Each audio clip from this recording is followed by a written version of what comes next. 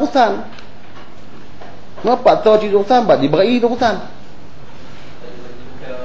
Jadi hari ini kita nggak mau dengar alasan ini, alasan itu dari BPN nggak mau.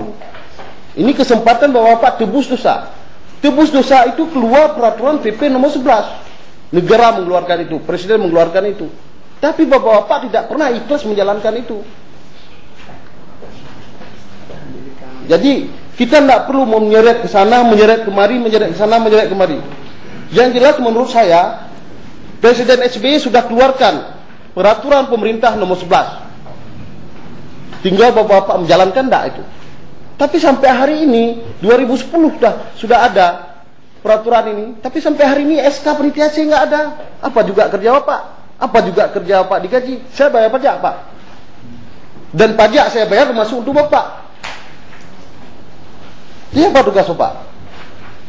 Ini dijawab kemarin itu pada tahun 2010 bulan Januari. Sampai hari ini SK nggak ada. Jadi butuh berapa tahun lagi? 5 tahun. Biar habis Pak Herman jadi anggota DPR.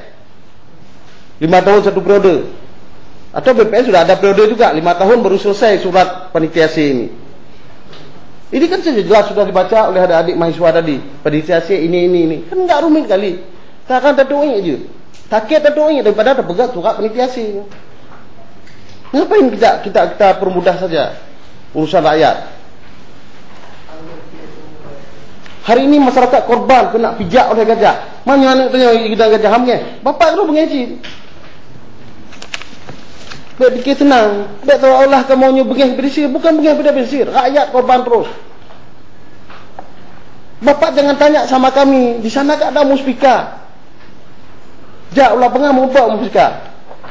Kacamak kadang-kadang kena ngamplop dengan PT, dengan kena orang lain hana kena amplop. Bisa dijelaskan dengan real lagi. Dan Bapak teput-teput putar ke lah. Baik jak dengan terjalil.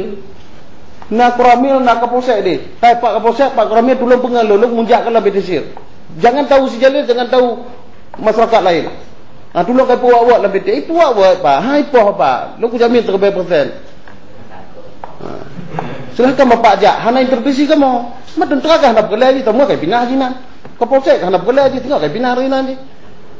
Hana kepentingan awaknya. Mamu kamu bukan nak kepentingan mau tinggal nyo padam Pak isi abah nak kepentingan ina tinggal teladan. Tapi munyo padan tentera na polisi na padan awaknya jak. Ya awak jak. Munyo Pak Herman kampung nan. Yang SDP nak kepentingan nya. Baik padang nya. Nah urang yang beda lain. Tentera na polisi na ni kena beda awaknya dua orang tu kai pinah ni kena pinah ke dia. Ya mana padan jak. Untuk Bapak kepala BPN padan jak. Ya kala ni nyata ji. Ibek dingai kayat, PT ibek dingai kayat kamu nyo.